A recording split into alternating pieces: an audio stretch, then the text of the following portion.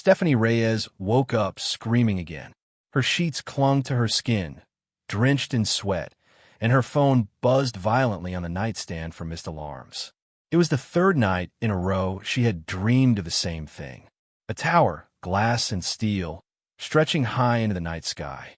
People inside laughed, clinked glasses, ate beneath crystal chandeliers. Then, without warning, the floor shuddered. The laughter turned to shrieks. The ceiling cracked like ice, and the entire structure collapsed into a rain of fire and twisted metal. Hundreds of faces were swallowed by the chaos, and always, she saw her own reflection in the broken glass before waking. Stephanie sat on the edge of her bed, holding her face in her hands. She was 19, a college sophomore with finals coming up, yet every night left her weaker. Her roommate had already asked if she wanted therapy, but Stephanie couldn't shake the feeling that these weren't just dreams. They felt too sharp, too real, as if she were reliving something that had already happened. And the worst part, each night, she noticed new details. A name on a fallen sign, a tune playing from the tower's dining hall, a date written on a menu. This morning, when she woke, a phrase burned in her memory like smoke that wouldn't clear. The Reyes line should never have continued. Classes were impossible that week. Stephanie kept zoning out, hearing echoes of collapsing steel in the quiet hum of lecture halls. Every time she blinked, she half expected to open her eyes and find herself trapped inside the burning tower. On Wednesday afternoon, she skipped her history seminar and wandered into the campus library. She wasn't even sure what she was looking for. Maybe proof that the tower she kept seeing was real. She searched old local newspapers, scrolling through grainy black and white scans on the library's computer. It didn't take long. 1970, Tower Restaurant collapse, kills 132. Stephanie froze. The photograph matched her nightmare exactly. A modernist tower with an upscale restaurant at the top, now reduced to a heap of steel beams and dust. Survivors? None. At least, that was what the article claimed. Her stomach tightened. None? Then why did she keep dreaming from the perspective of someone inside? She scribbled down names mentioned in the article, hoping one would trigger recognition. Most were unremarkable, but halfway down the page, a single sentence made her heart hammer. Among the deceased was an Iris Castillo, 8 months pregnant at the time. Stephanie whispered the name aloud. Iris. She had heard it before, but never in her family.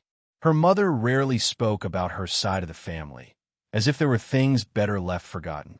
Stephanie remembered once asking about her grandmother and getting only a sharp, "She's dead to us," before the subject was changed. But now, staring at the name on the yellowed newspaper, Stephanie wasn't so sure. What if Iris hadn't died? What if she had somehow survived the collapse? And if she had, then who exactly was the old woman her family refused to speak about? The one who, rumor said, lived alone in a fortified cabin deep in the woods. Stephanie didn't tell her mother where she was going.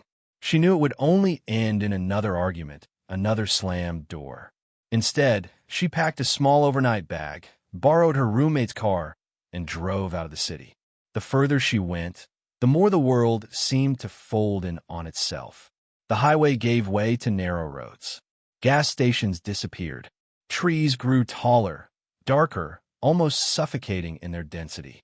By the time the GPS announced her destination, Stephanie felt like she had crossed into another time entirely. At first, she thought the cabin didn't exist. There was only an overgrown dirt path winding into the forest, blocked by a chain of rusted metal. But when she followed it on foot, she saw it. A squat wooden house reinforced with sheets of corrugated steel, its windows barred, its doors triple-locked. It looked less like a home and more like a fortress.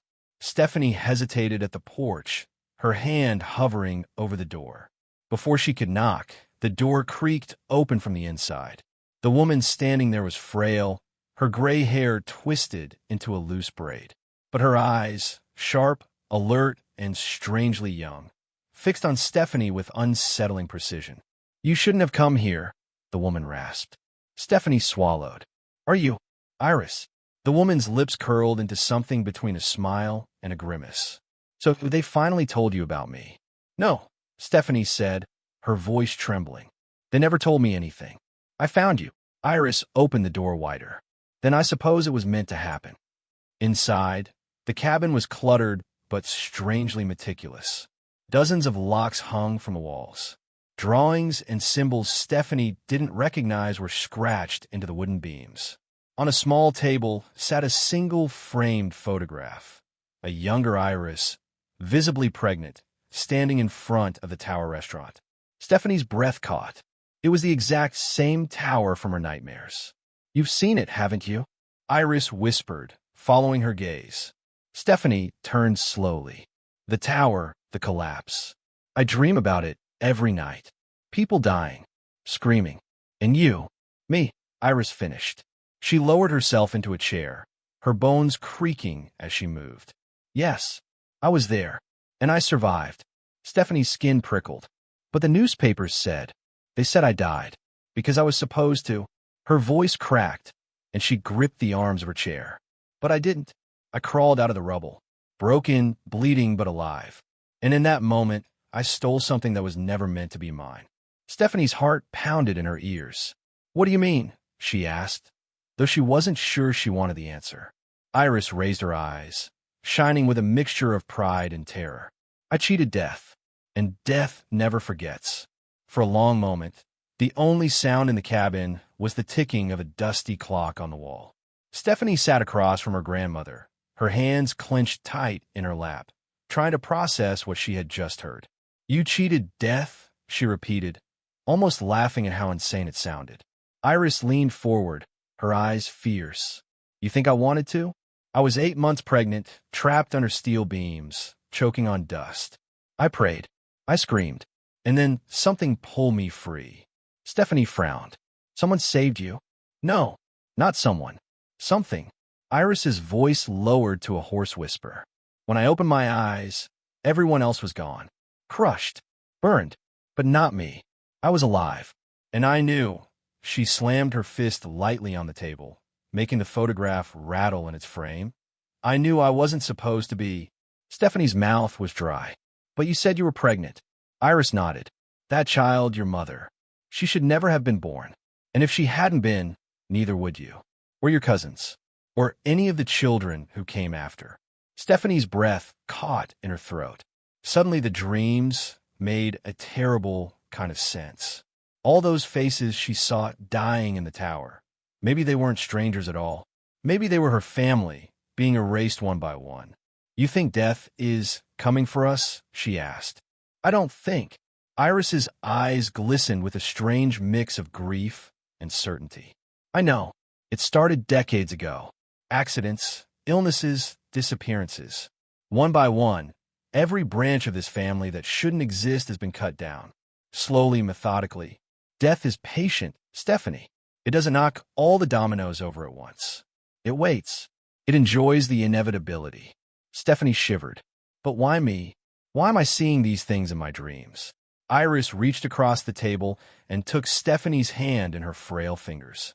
Her skin was paper-thin, almost translucent, but her grip was unyielding. "Because you are the last," she said. "The last to be born. The last piece of the mistake I made.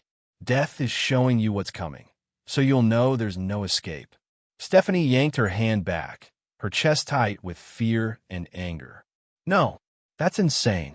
You can't just sit here and wait to die. There has to be a way to stop it." Iris's expression darkened. "I've spent 50 years looking for one. There's no stopping it, only delaying. That's why I live here, away from everyone, behind walls and locks.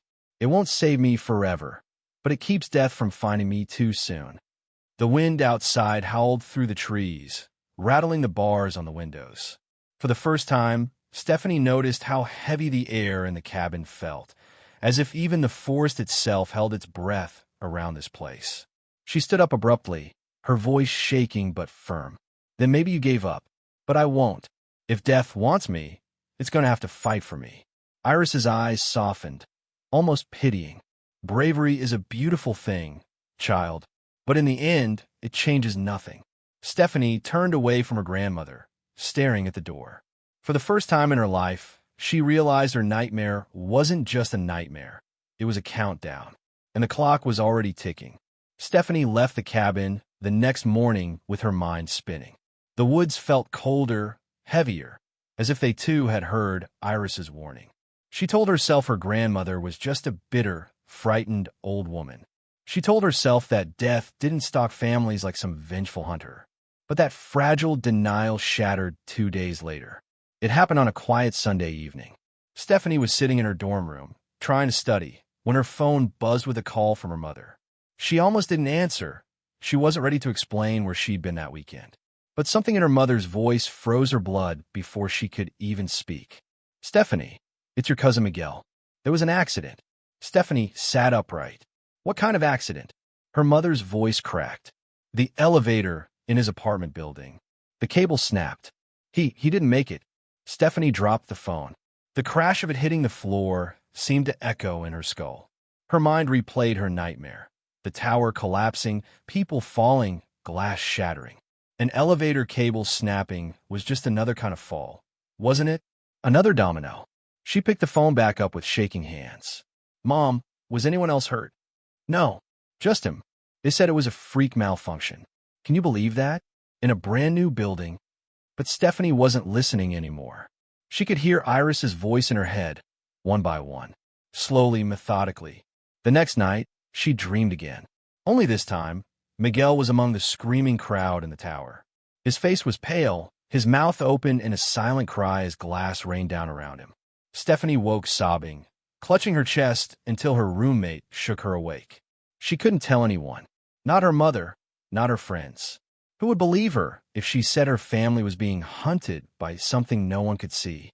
But the truth gnawed at her, relentless. If Miguel was gone, then the line had already begun to unravel, and she had no idea who would be next. The following morning, she found herself staring at a list she'd written of every living relative. Names, ages, addresses. She traced her finger down the paper, her breath trembling. How many of them were already marked? And worse, how long until the mark came for her? The week after Miguel's death, Stephanie lived in constant dread. She stopped going to classes, ignored texts from friends, and barely ate. Every time her phone buzzed, her stomach lurched. Was it another call from her mother, another accident? On Thursday, it happened again.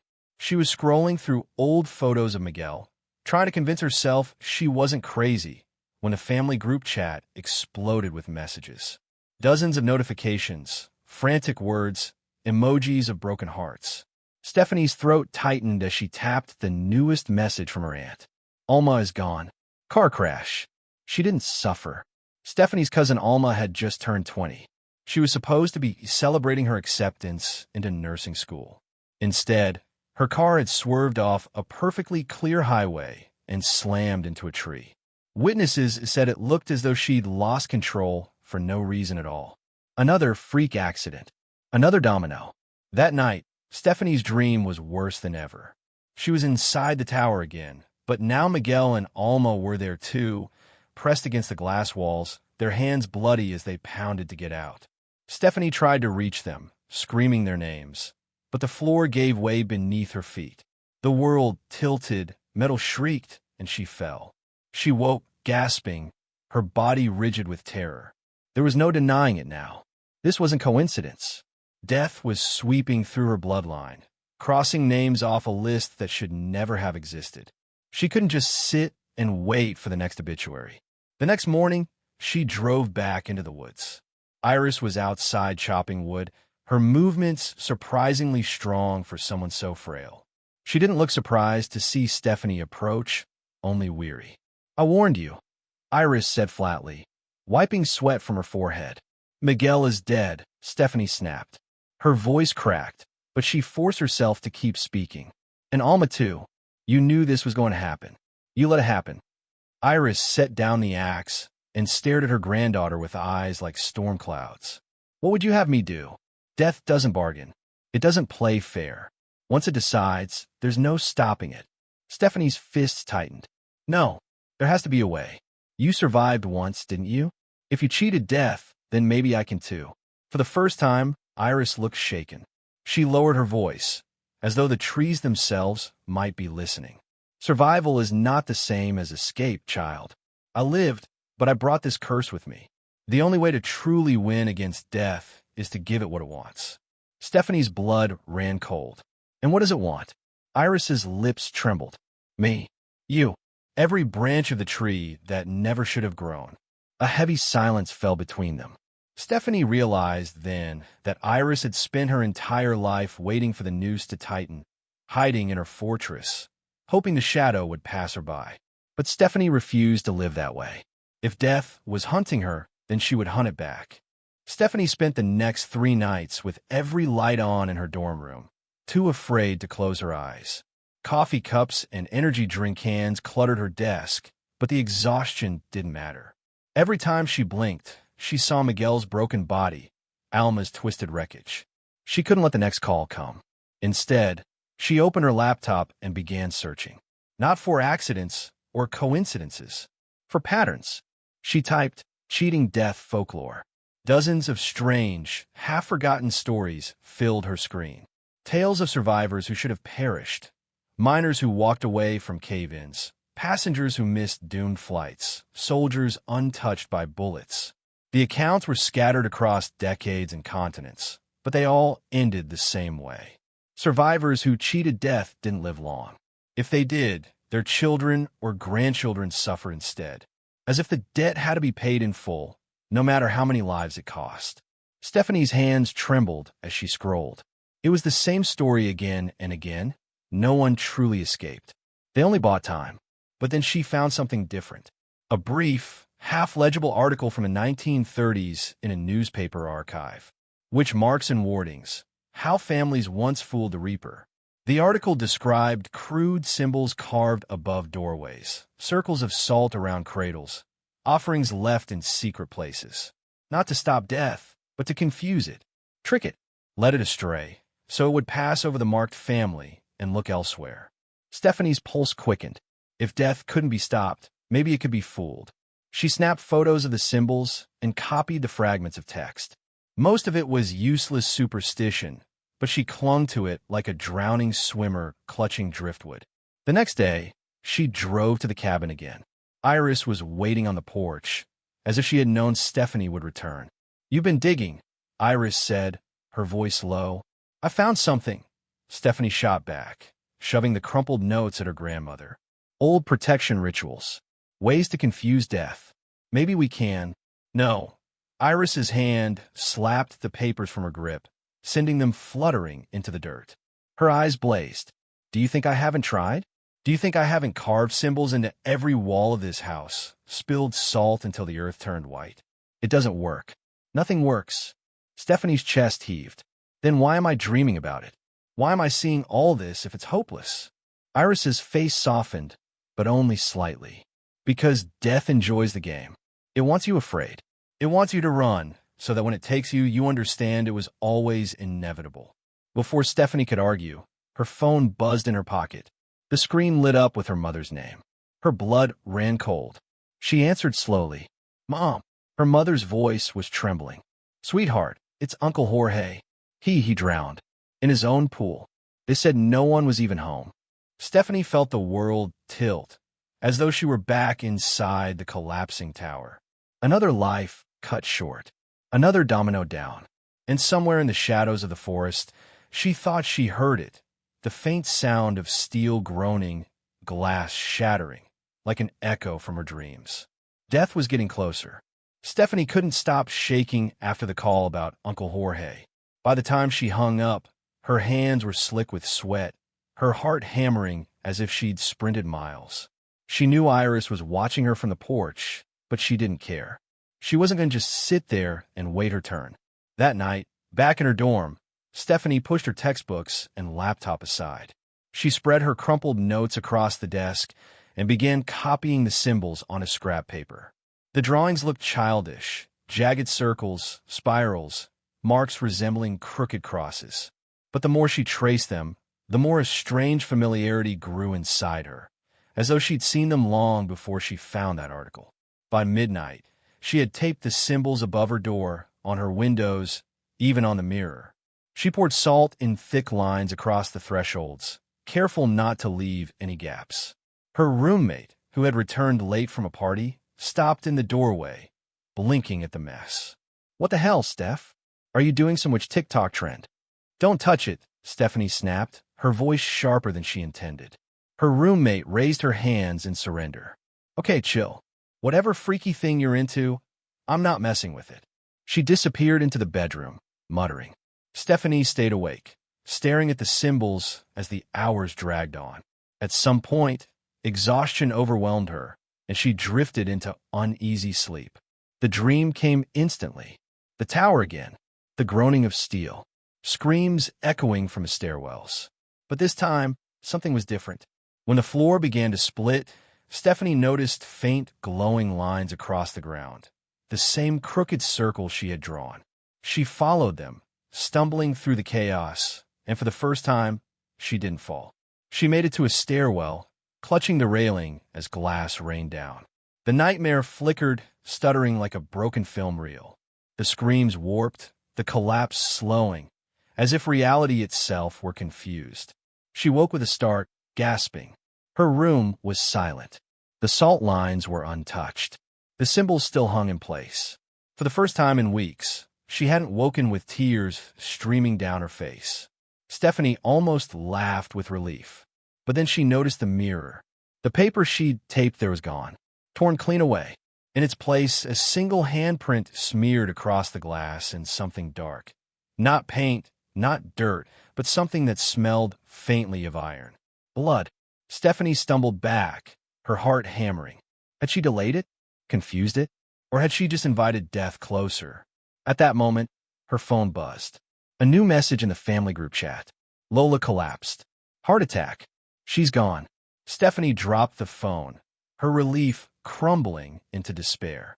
The salt hadn't saved anyone. The marks hadn't fooled death. All she had managed to do was buy herself one more night.